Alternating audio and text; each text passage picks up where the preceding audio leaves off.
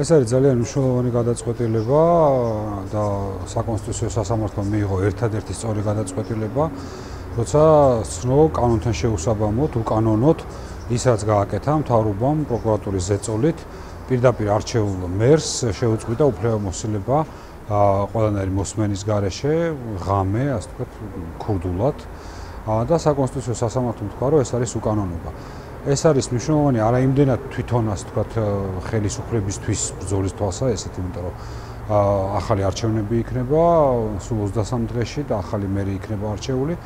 არამედ არის ეს მნიშვნელოვანი, იმიტომ რომ ეს არის პრეცედენტული გადაწყვეტილება და არჩევნები ისევ იძენს აზრს. აქამდე თუ დარჩებოდა ეს ყველაფერი ესე როგორც დღემდე იყო, ნიშნავდა იმას, რომ ნებისმიერ დროს მთავრობას არ მოეწონებოდა ნებისმიერი ქალაქის მერი, ნებისმიერი პირდაპირ არჩეული თანამდებობის პირი და შეიძლება პროკურატურის ძალით შეეწყვიტა მისთვის უფლებამოსილება. გიგი გულავამ სწორედ ამისთვის იბრძოლა და ძალიან მნიშვნელოვან სამართლებრივ გამარჯვებას მიაღწია. ეს იქნება მაგალითი მთავრობისთვის, რომ ასეთი ქმედება ყოველთვის იქნება შეფასებული როგორც უკანონო და კანონის შეუსაბამო და იქნება ძალადაკარგულად გამოცხადებული.